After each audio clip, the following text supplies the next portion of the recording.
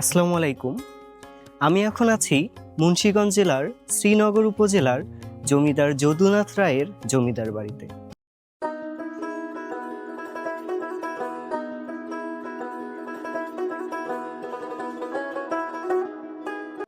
ধারণা করা হয়ে থাকে 1830 থেকে 1870-এর মাঝামাঝি কোনো এক সময়ে এই জমিদার বাড়িটি প্রতিষ্ঠা করা হয়। তিনি ছিলেন অত্যন্ত প্রভাবশালী এবং জনদরদি একজন জমিদার। আমার পিছনে আপনারা যে জাদুঘরটি দেখতে পাচ্ছেন, এটি মূলত বিক্রমপুর জেলার সবচেয়ে পুরনো একটি জাদুঘর। এই জাদুঘরটিতে জমিদার যদুনাথ রায়ের যেমন ঐতিহ্য রয়েছে, তেমনি এই জাদুঘরটি মুন্সিগঞ্জ জেলার ইতিহাস ঐতিহ্যেরও একটি ধারক হিসেবে কাজ করে। ঢাকার অদূরেই আপনারা যারা কোথাও ঘুরে আসতে চাচ্ছেন, তারা খুব সহজেই এই মুন্সিগঞ্জ জেলার জমিদার বাড়িটি দেখে যেতে পারেন। এর ভিডিওটি যদি আপনাদের ভালো লেগে থাকে, তাহলে পরবর্তী ভিডিও দেখার আপনাদের আমন্ত্রণ রইল।